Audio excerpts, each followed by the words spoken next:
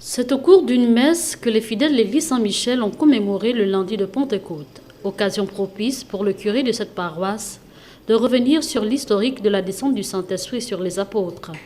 Dieu étant tripartite, le Saint-Esprit lui permet d'être partout à la fois. La descente du Saint-Esprit va faire de ces gens des gens courageux, audacieux, capables, eux qui étaient d'abord tout craintifs, capables de parler ouvertement de celui en qui ils avaient mis toute leur confiance.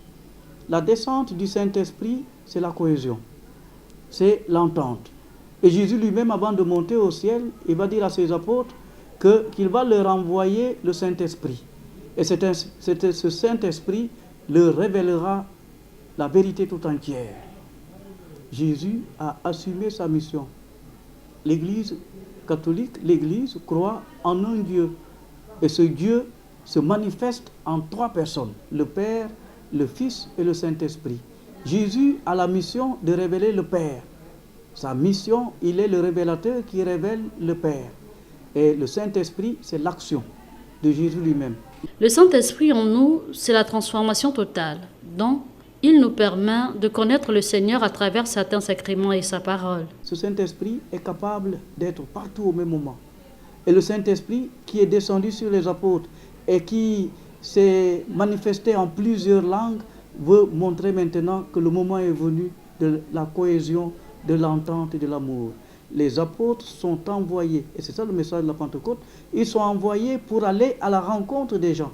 La vérité tout entière dont il est question, c'est Jésus lui-même. Ce n'est pas le fruit d'une imagination, quelque chose qu'on aurait dans la tête et qui correspondrait à nos intentions secrètes, profondes. La vérité, c'est une personne, la vérité, c'est Jésus lui-même.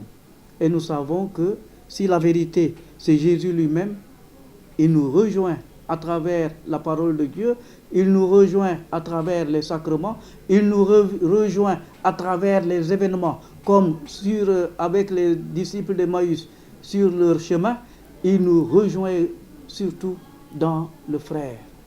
Dans le livre de Joël, chapitre 2, verset 28, qui dit, je cite, « Je répandrai mon esprit sur toute chair, vos fils et vos filles prophétiseront, vos vieillards auront des songes et vos jeunes gens des visions. » Les bienfaits du Saint-Esprit sont visibles dans la vie du croyant. Retenons à toute fin utile que la descente du Saint-Esprit sur les apôtres est une promesse faite par le Christ.